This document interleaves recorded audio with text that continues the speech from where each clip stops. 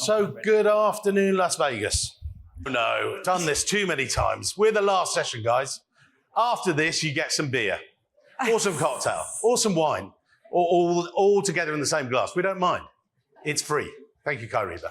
Good afternoon, Las Vegas. Good afternoon. We have got a few people. Right. So, a couple of ground rules, actually. Now, I'm not going to slam that laptop closed, but you guys have got an hour, or just less than an hour, with these amazing panelists and me, an English recruiter. Can't have everything, I'm sorry.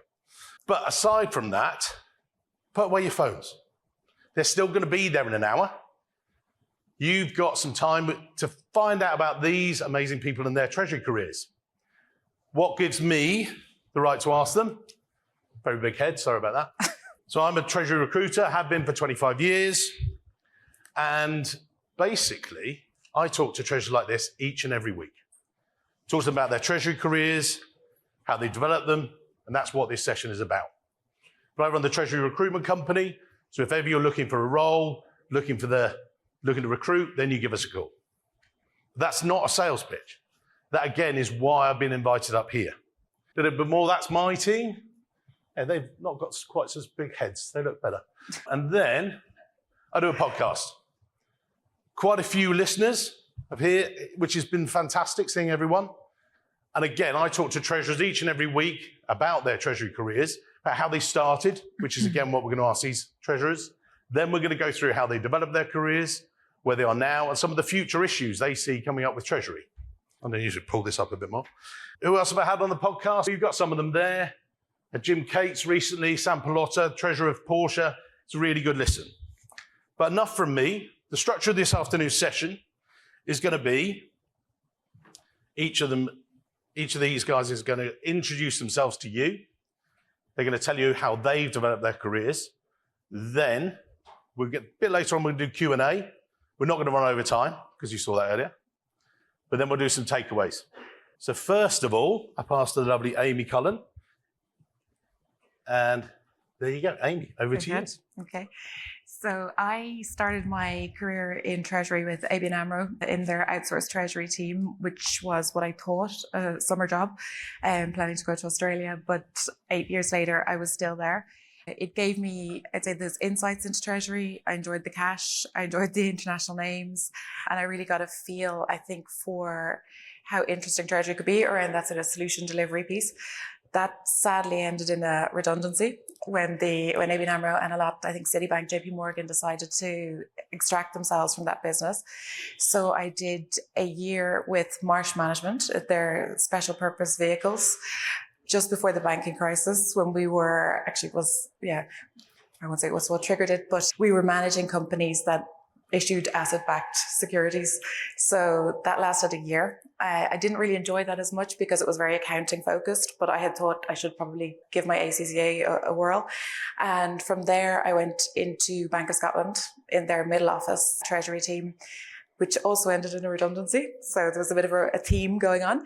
And from, I'd say 2000, joined Johnson & Johnson. So that was my first jump into the corporate treasury world, which I loved. And I had great opportunities there to work in various different teams and in different countries.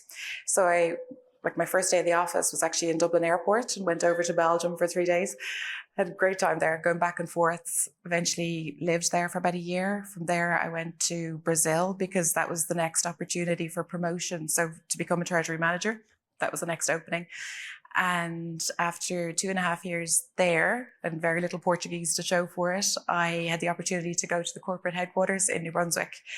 So it was a great 9-10 years of traveling the world, but I ultimately wanted to get back to Ireland. So came back January 2020, just before COVID hit. And I joined a travel tech company. So it was initially planning to IPO, and that was the attraction for me there. But obviously that wasn't going to happen in those circumstances. Did 3 years there and then ended up with Carrier the 1st of September last year. So I lead a global team there and have responsibility for global cash and operations and get involved in a lot of strategic projects with the team, such as this Kyriba implementation. Awesome. And now I'm going to pass over to the amazing Steve Bullock. If you need me to translate his English accent, I can help you later. Steve, over to you. Thank you, Mike. Anytime. Can you just... No, I'm going to keep that up because it's much nicer. Okay. I just want to see what you've written about me first. Okay. So I had to write this down because I started in Treasury in 1986. In fact, it wasn't called Treasury then. I worked in an accounts payable department, and the treasurer was actually called the chief accountant. And I fell into Treasury completely by accident. The guy that was actually doing the Treasury pieces, which meant literally walking checks to the bank, and then deciding to do what to do with that money once it had cleared, decided one day he wasn't going to come to work. And so I was asked to take the checks to the bank. And at the time I was working for a company that is now called Aon. I spent 14 years in that business. I was fortunate enough to be part of 5 acquisitions, of which I managed to stay within the Treasury department, that then finally got called Treasury. We implemented a Treasury system. And then 1999, I left that firm after 14 fantastic years, thoroughly enjoyed it, cut my teeth on Treasury. For the people in the audience that love reconciliation, I'm one of those as well. I'm happy to admit it. I've had therapy and I've managed to, so I can openly talk about it now. And I was, obviously through those years, I was dealing with all the pre-euro currencies. So we were investing over $1 billion equivalent on a regular basis. I was doing the hedge accounting and FX management for about $500 million on an annual basis. So for me, it put me in a great position that apart from meeting Mike in 1999, which is another highlight of my career, I then decided to move to software. So at the moment I work with Kyriba. I've been here for 7 years. The first 9 years of my life in Treasury software, I was actually part of the demo team presenting solutions. In fact, the first day I started at my first firm, they said, all the people that typically do demos, they're traveling. And we've got someone coming in this afternoon, so you need to do a presentation of the system. So it was one of those fight or flight moments. I either walk out and go and get another job, or I spend the morning trying to learn the system to present it. I obviously took the latter, and fortunately for me, I think a lot of luck and good timing in my career has brought me to where I am today. I work with a firm that brought me to the US 18 years ago. For those of you who didn't realise, I'm not from here. And I came over for 2 years to Massachusetts, went back to the UK. My wife and I looked at each other within about a week of returning and said, we don't want to be here anymore. So we came back 16 years ago. We're based in Connecticut, and I'm a US citizen, which is an honour. As I said, been at Kyriba for 7 years. I look after our financial services team. I've worked with a few people in the room. And yeah, it's a very, reflecting on it as I've done the last couple of days, I had a great time in Treasury, but really that set me up very nicely to move out of Treasury and into what I've been doing for the last 24 years now. So I was about 5 when I started work, by the way. Yeah. He uses a lot of moisturiser. Yeah. Certainly not the stuff he uses. No. Raquel, over to you. Hi, everybody. My name is Raquel Alvarez Mateos. I'm the treasurer for Kearney. I've been with Kearney for the last approximately just under 2 years.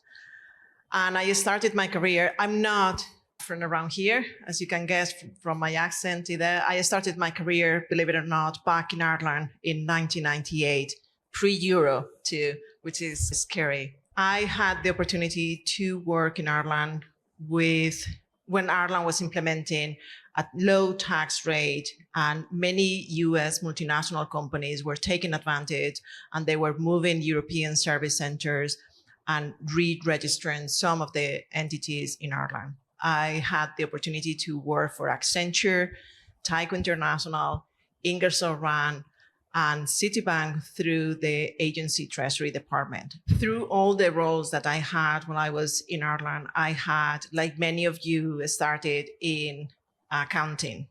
But every single role that I have in accounting has been very focused within the treasury environment, under the treasury umbrella. It's been netting, intercompany portfolio, foreign exchange, and cash management, large cash pools, managing the intercompany positions. And I think one of my I'm going to call it breakthrough in my career was my last job in Ireland, when I had the opportunity to work for Tyco International. Some of you might remember Tyco International, pre-split, was actually, that company was made famous because a misuse of the company funds. This person used the funds to personal, I'm going to say, entertainment for him and his family. He was supporting where it was at that point, the European Treasury, to break up the company, a very large conglomerate company in 3 different companies. I was working with him, only with him, under a confidentiality agreement with the legal team and the tax team. We had a list of over 4,500 bank accounts that we knew at that point. Every single bank account that we did not know, quite likely we will be going through a kind of discovery process, and quite likely someone was going to be quickly exiting the company at that point. My role was analyzing the workflows for those bank accounts to be able to set up the structure of the new 3 entities that we were going to be creating in the upcoming months. It was, for me, where it was the breakthrough was working for this person, because his high level of integrity, his high level of dedication, and his drive, but his passion for Treasury. It was transmitted on his work and the quality of work that he wanted from his team. From Ireland, I moved for personal reasons, to New York, to Manhattan, and I had the opportunity to work with KPMG in the advisory Treasury department. And with KPMG, I had the opportunity to, 1, find out advisory is not for me, but 2, how 2 very large automated companies can work very differently, but being so efficient. It gave me the opportunity to have a completely different perspective of the Treasury business when you are more on the outsider and you don't have to deal with so much of the internal politics. In 2007, as the economy was sinking, I decided to reach out to my network, and through Tyco International, had the opportunity to move to Switzerland as a cash manager for one of the split companies that we have for Tyco International. It was a great opportunity to, 1, learn the experiences of living in a country where you don't speak the language and they don't really want to speak the language. And trust me, that's a challenge. 2, give me the opportunity to work for a listed company where it's so focused on so many of the controls. I had the opportunity to work with an amazing team, very driven, and we were looking to automate as much as possible. I stayed in Switzerland for almost 6 years, and I had the opportunity also to work with Zurich Financial Services. I worked with them for 8 months, solidly focused on implementing a forecasting tool globally and helping them with developing and improving their forecast accuracy. It really is amazing how some companies, they defer their processes, how 5 million deviation is not a big deal. It's like under the radar, when some other companies, 2 million can be a very big difference. The capability that Zurich gave me was to understand how a project can be so driven, how the dedication can be actually so focused on very tight deadlines. In 8 months, the forecast tool was live. And at that point, my contract with them was over. I moved to what it was at that time, Aleris, what is an aluminum company, and I was the deputy of the European Treasury. We were responsible for the forecast, bank relationships, and very much really focusing on forecast improvement. After 2 kids, we realized, my husband and I, that we wanted to be close to family. With my husband being a US citizen, a US national, I should say, we decided to move to Columbus, Ohio. So that explains why I live around Columbus after living in New York, Dublin, Zurich. It's a great country. It's a great place to be close to the family. I took a break of 8 months while we were funding a daycare, and it gave me the opportunity to really recharge my batteries and start working for Hexion International, Hexion Inc. Hexion is a multinational chemical company. I ended up staying there for 7 years. We through that time in Hexion, I was able to be the cash manager for the North America businesses, responsible for the global consolidation of the forecast. We implemented a money market investment program. We went through three divestitures,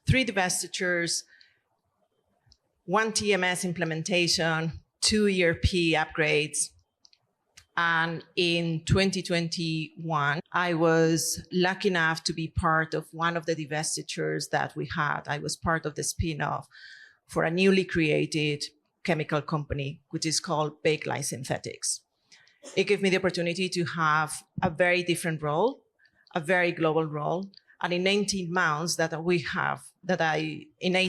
we were able to implement a new global relationship with a new bank in 8 different countries, with host to host, managing our new ERP system, having the capability to renew our credit agreement, which it was necessary to actually have the acquisition of GE Chemicals, and all that within 18 months. I was responsible also for the credit and collections team, which it gave me the opportunity to really have a deep dive on how the two sides of the working capital works under the treasury management. And in 2022, I was approached by someone in my network, and they said, hey, we have this opportunity in Kearney. I think that you will be great for it.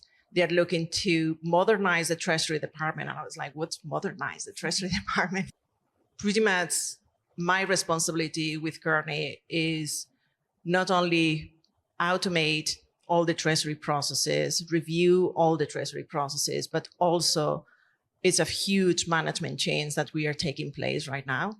It's been a big change in my career when it comes into the responsibility. I think that there is 2 very different parts between the automation and the management change. It really creates an opportunity for a very strong collaborations internally, and really a steep learning curve of how to manage those, I'm going to call it unwritten rules that you may have in every single company, which sometimes with a position like mine, working from home, it can be very difficult. It can be the traveling to your headquarters more often than you perhaps anticipated. Okay. So I'll start with Aimee, and we're going to talk now a little bit. A lot of these guys here, you're getting your CTP credits for coming here. Well done. That's fantastic. But I wanted to ask each panel member the role that education, you've got CTP qualified, you've got everything else here. Going to Aimee, then across to Steve, and then across to Raquel. You know, what part has qualifications or education played for you with your career? I did my ACCA, so an accounting qualification, because I thought I should. Never wanted to be an accountant. After the banking crisis, I think it helps because Treasury as a governance function, there's a lot of responsibility with the role. It opened a lot of doors for me. It helps me connect probably with business partners. You can speak the language if you like, but I think that's as far as it goes. If I was hiring somebody, I don't necessarily look for Treasury qualifications. I think they're brilliant, and I've done some of the ACT certificates and the diploma. I really think it's going back to those 3 E's, like the experience and working in projects, for example, like a TMS implementation or bank implementation, or even insourcing. An acquired company gives you a lot more insight into companies, how they need to work, what you need to be worried about, how you plug everything in. So I think that sort of practical experience is sometimes a lot more valuable than getting the qualifications. Steve? So I left school when I was 18. Was 18. Yeah. And quite seriously, I got on the train one day. I went to London, because back then you could do this. I went to a job agency. I told them what I was looking for. And within 48 hours, I had a job. And as I said earlier, it was... I'm not going. That's good. I thought it was something I'd said. No. As I said earlier, it was definitely... I've had a lot of luck and fortune in my career. I've been at the right place at the right time when the firm I was working for went through multiple acquisitions. Because I understood that business quite well, I was able to ride through those changes.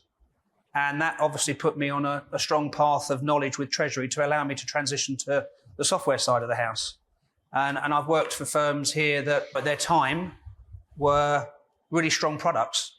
I worked for a company called Integrity, which the product's still around. It's under another vendor now, but at that time it was a standalone company. And at that point in time, 2000 to 2003, it was the Treasury system that everyone was looking for.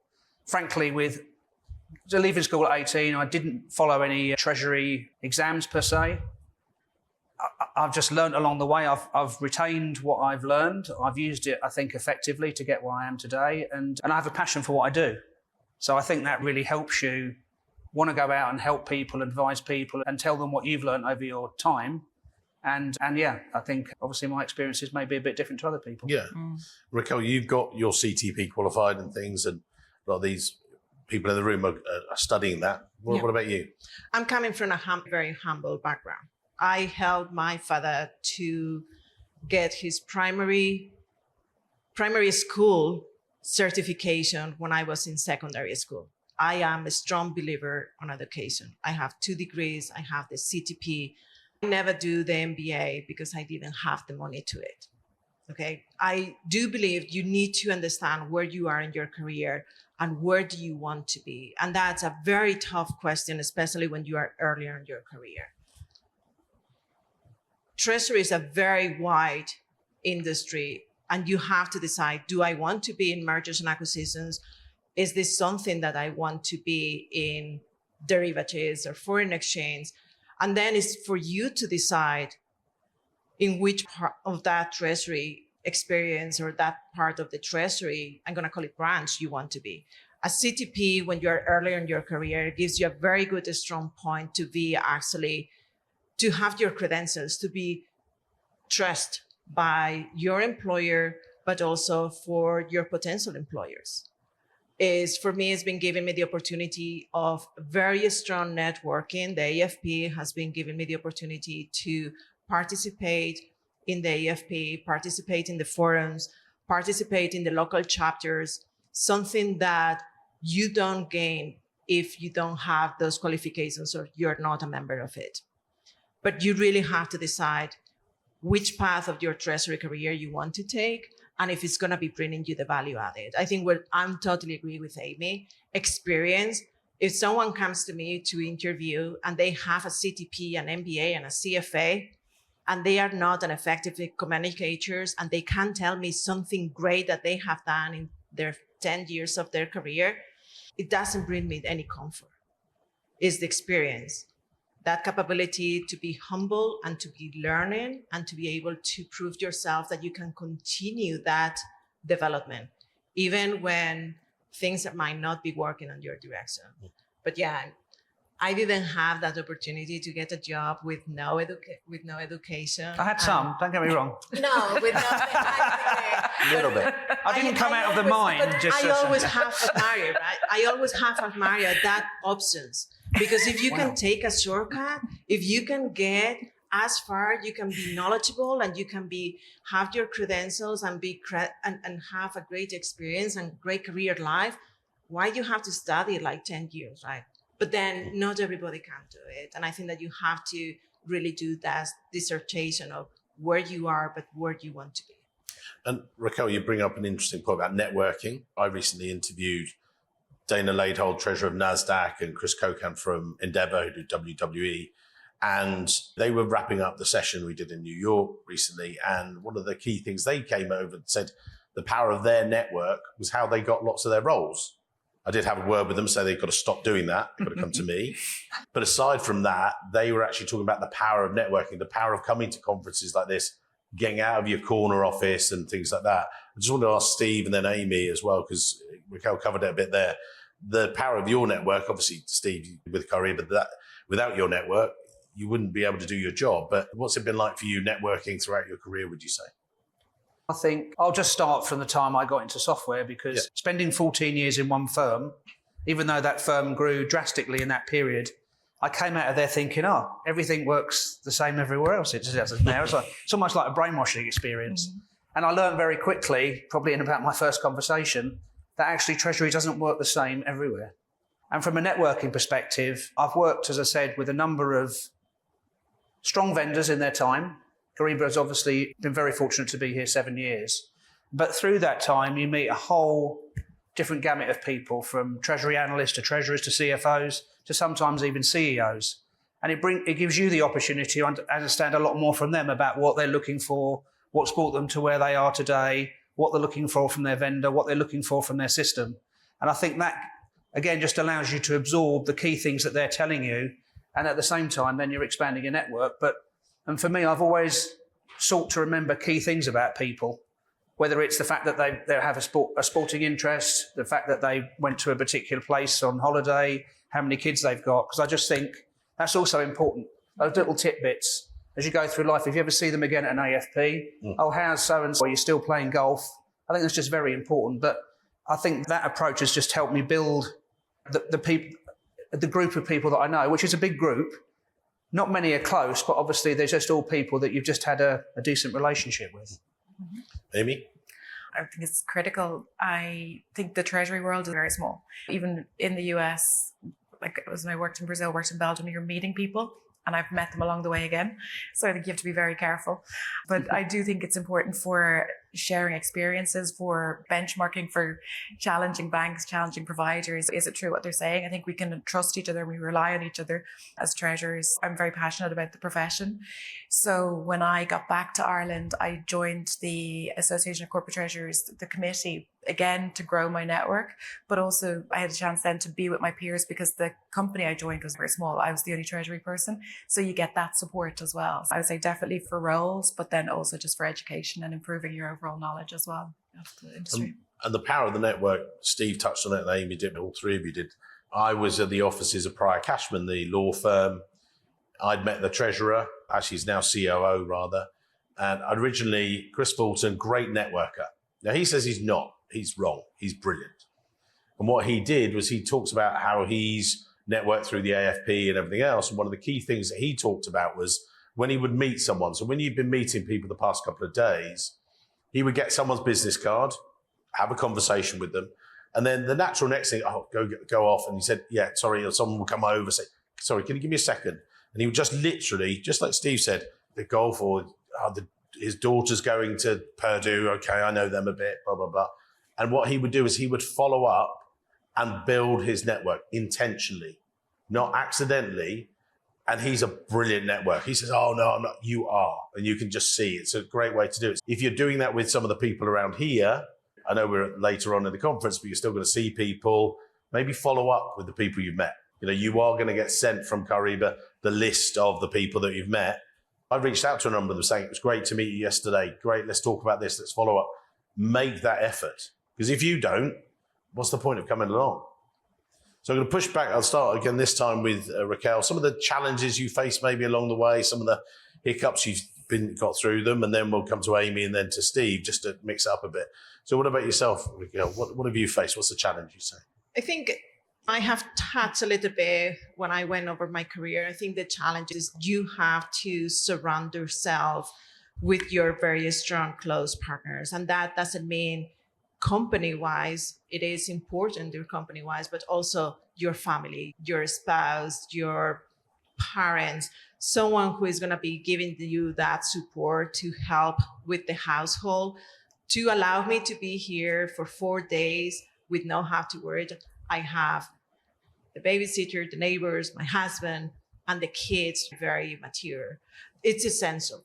I think when it comes into your happiness and I'm going to call it happiness, your content more in the corporate world, you have to make sure that the company has your shared values, or you share the same values and principles that the company has. And I think that when there is differences, very deep differences, that's where there is the conflict of how much or how long do I have to be here to make my career worth it. I think that when you look into your work-life balance, you have to look into your, like a table with 4 pillars. You look into your company, you look into your family and your network, you look into yourself. And if anything falls apart, any of those areas falls apart, you're gonna be limping, right?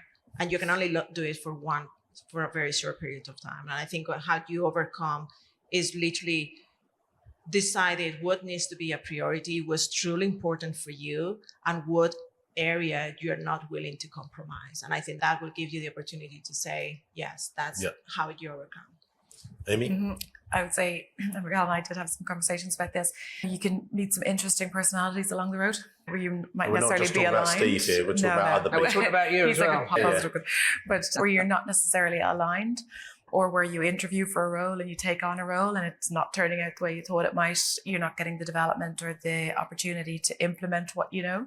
So I would see that one of the challenges I had, and I suppose the decisions around leaving Johnson & Johnson, was because I was in that holding pattern. So you want to progress your career, and I'd done the international rotations, but a lot of people had also done it. And I think what we find in Treasury, it's getting a little bit better. People will typically stay in a role for maybe 20, 30 years. So you just have to take that decision. Are you going to stay or are you going to go? So I think for me, the challenge is then try and turn them into decision points, right? Just assimilate what's happening. What am I going to do with this information, and how do I pivot and just move on to the next chapter? Yeah. And Steve? What's the question again? I'm just kidding. Sorry, So- he's very short of memory.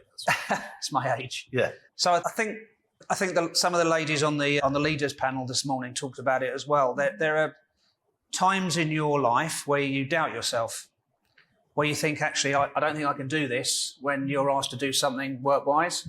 I don't think I can do this when you're asked to do something personally, or you're expected to do something personally. And I think as you, frankly, get older, you learn to cope with these things a lot more, because you've got a family network, you've got a network of people you work with or have worked with, again, building up the network as you talk about. And I think you have the chance, again, as you mature, to just to reflect on what you've done and how you've got to where you've got to actually realise that I can get through this. And as I said, when I first started in software, on the very first day, I was asked to do a demo. So it was like, do I leave or do I stay? And it just came down to the fact that I thought, you know what? I'm going to know more about this product in half a day than the people that are getting the demo will. So just got to go with it. But yeah, I think we all doubt ourselves from time to time, and you just have to lean on your experiences to get you through it. I think, and I talked to the panel earlier, and talked to Aimee in particular about it. So I'll be speaking this year, but Raquel will be on the panel at Chicago Windy City Summit. Fantastic conference. In my 14th year of going there. We're about 3 or 4 years ago, stepped out of one of the sessions, we were halfway through, and I was trying to get people, just like Steve said there about that fight or flight, and you guys in the audience might experience it sometimes. You might get invited to be on a panel. And the answer is yes.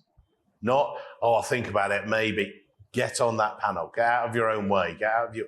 Because, and I stood there in front of this audience in Chicago, and I said, guys, the funny thing is, I hate public speaking. And they're, oh, yeah, right. I said, no, I don't enjoy it. I said, why would I decide to stand in front of, essentially, a group of strangers, talk through LinkedIn, talk through this? The reason was because the only way I was going to expand my network, grow my business, was to get out of my own way. And now, 14 years later, I'll be speaking again, this time at AFP for the 4th year in a row. I don't know why they keep inviting me to show up. That's free booze. But joking aside, you actually get there and you, just like these guys have done, is just go for it. What's the worst that can happen?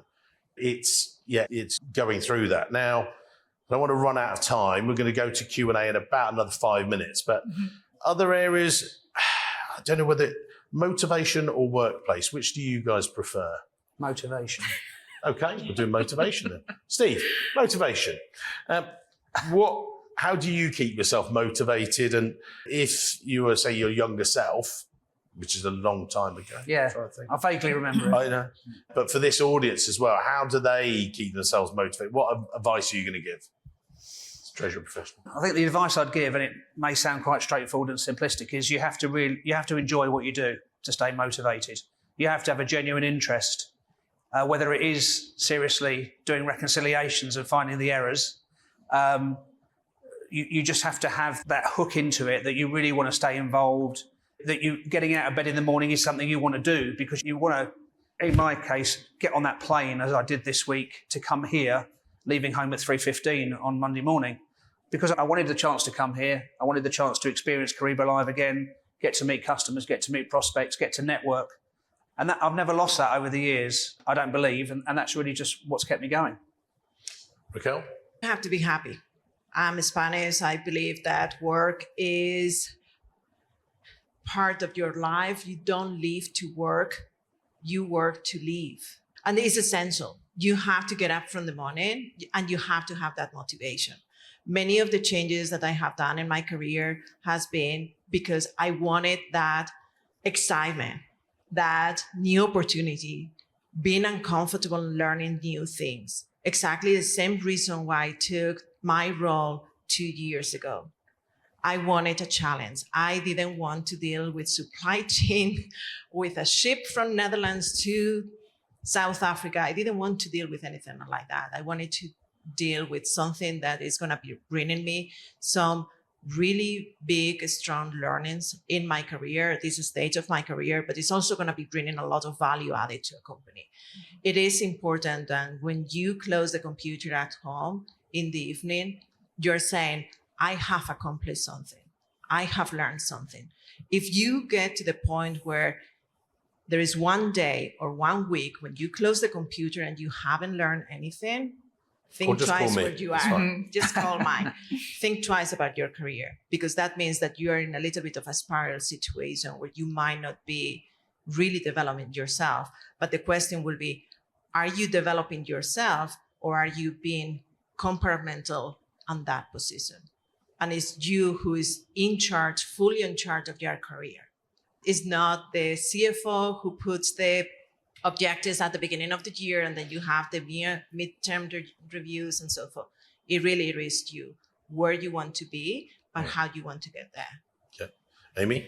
I'd say if you have any inclination at all to do something, just go for it, because there's obviously some little voice in there that's saying that maybe you should give it a try. And I think the worst thing that can happen is you just pivot back to where you were or go a different path. So I think owning your own path and development as well, and just asking for what you want. It can sometimes be difficult, right? You don't want to seem too needy or people like that sort of imposter piece.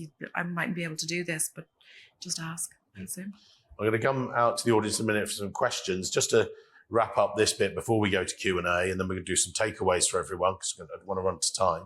The world has changed, the world of work, hybrid, working from home. We've got to ask it.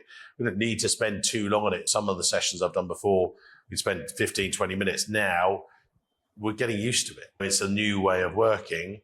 I'll go from Aimee, then across Steve, and then Raquel. What I was going to ask is, what was it before, now, and how do you then manage that teams or however they're structured, sort of thing? So Aimee first. I would say when I joined J&J, I was traveling a lot. So it was like a commuter role nearly. So you could say it was hybrid already because you're dialing into certain calls. At the moment, we are hybrid. So we can do a couple of days in the office, a couple of days at home. But for Carrier, my current role, we're actually building out a new team. It's a new Treasury Centre in Dublin. So there's a great energy in the team, which is fantastic, but we're coming into the office a lot more and we're learning from each other and getting to know each other, which I think is important as well.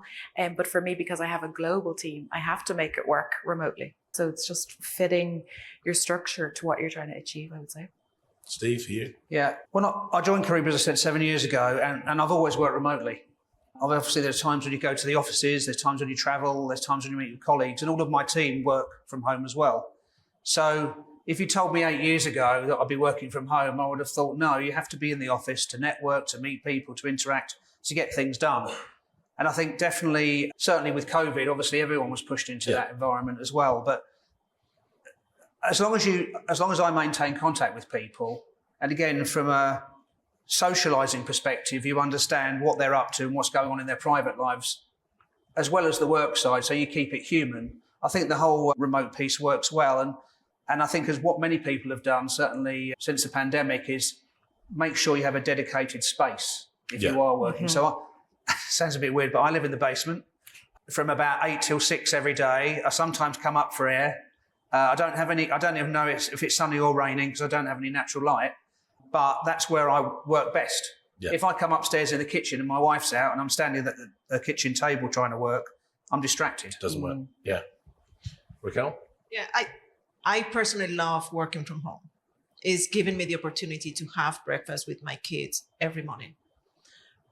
With the time that I moved here to the States for over 7 years, I can count with pretty much very low numbers the number of days that I had breakfast with my kids, because I had 1.5 hour commute every day.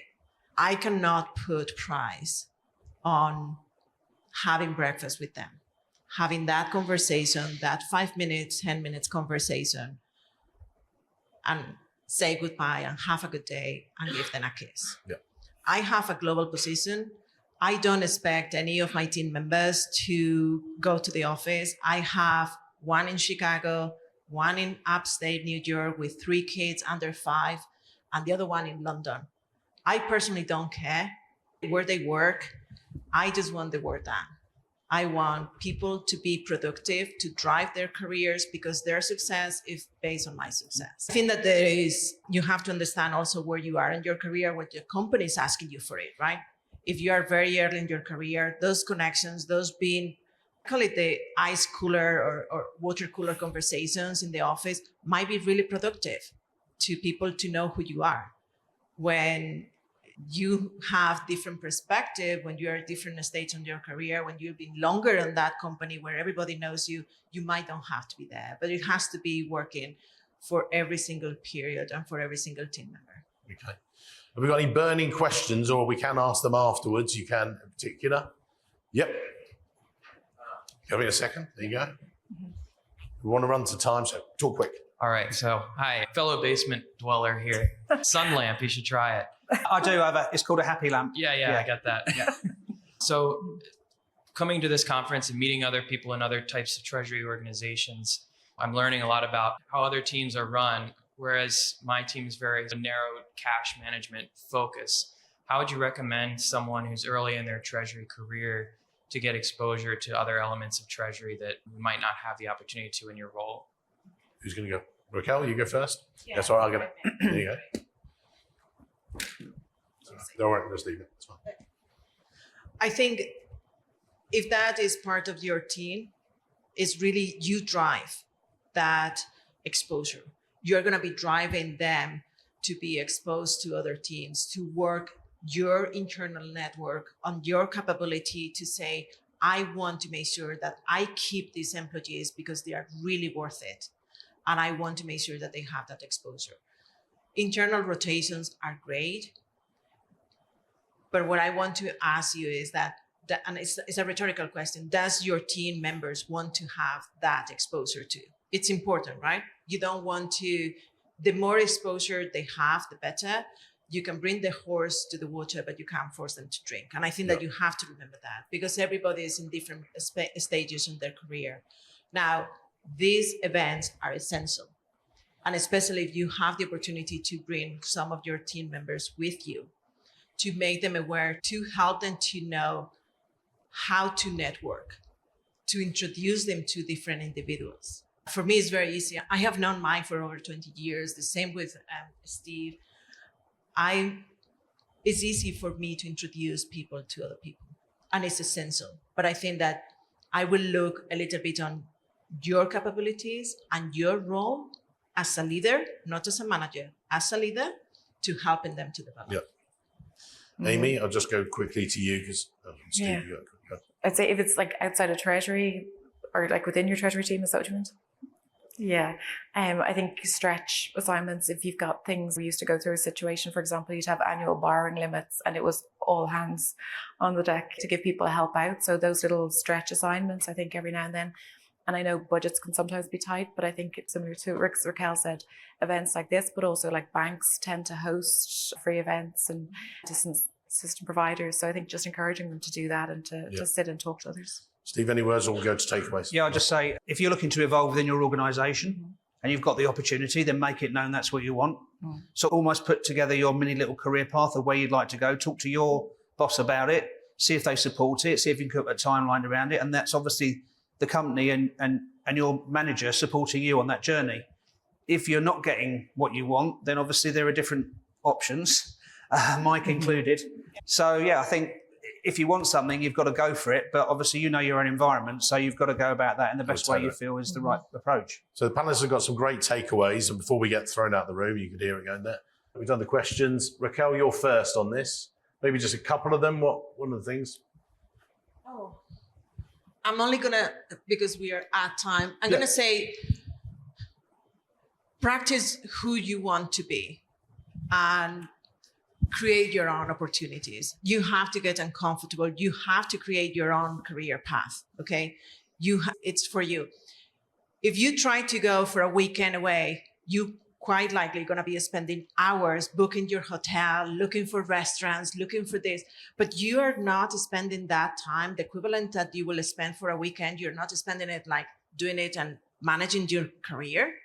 And if you think about it, it's a little bit ironic, right? Because we are spending 7 hours on a daily basis working, and we should be able, the ones that we are managing that time. Yeah. We have to create our own opportunities. We have to be able to produce, give our product, give our presence, but also making sure that we have something that I can show to my supervisor or to my internal network and say, I have done this. I think I can do this. And if someone approach you, as Mike said, if someone approach you and say, I think that you could be good doing this, don't say no, because they already believe in you. Yeah. They already do. Yeah. It's really up to you to get uncomfortable and do that learning. So there you go, Steve, with that great shirt again. Did I say that, Mike? Yeah. I'll just add to that, actually, just a couple of things. As I said, I think you've got to enjoy what you do. And it doesn't mean you're going to wake up every morning with a big smile on your face thinking, oh, I'm the best thing in the world.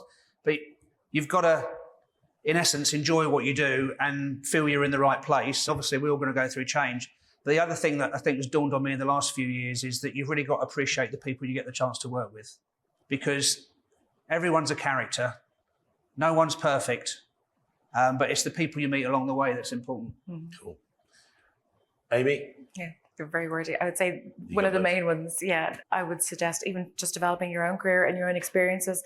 Try and get yourself into meetings. So invite yourself to other team meetings, like a CFO meeting. Turn up at the boardroom meeting. Basically, just be there as silent observer, because you'll get to hear how the business is thinking. What's their strategy? How do they think? What's front of mind for them? But I think as Treasury, we are a relationship role. I think that's where the role is going to go. You need to be a good business partner. So you're going to learn more as well about what they want from you. And it's with the networking and trying to get the prospective clients. You just get that little nugget and that in to develop that relationship. Cool. So the first thing, well done for being here today. So in a minute, you're going to give these guys a round of applause. That's also for you. It's so much easier just to say, oh, I'll just catch up with the videos, get my credits and everything else. You've actually made the effort to come here. I know it's Vegas. There are the tables out there, but your risk management skills, we'll look at those. We talked about connection, talk about taking notes, but follow up with everyone, why don't you? You've got all these. We will be having these unavailable for people, but this is where it starts, not where it finishes. You just get on the plane tonight, go home, just, oh, thank goodness that's over. Then it's your waste. Give them a big round of applause, please, these lovely people.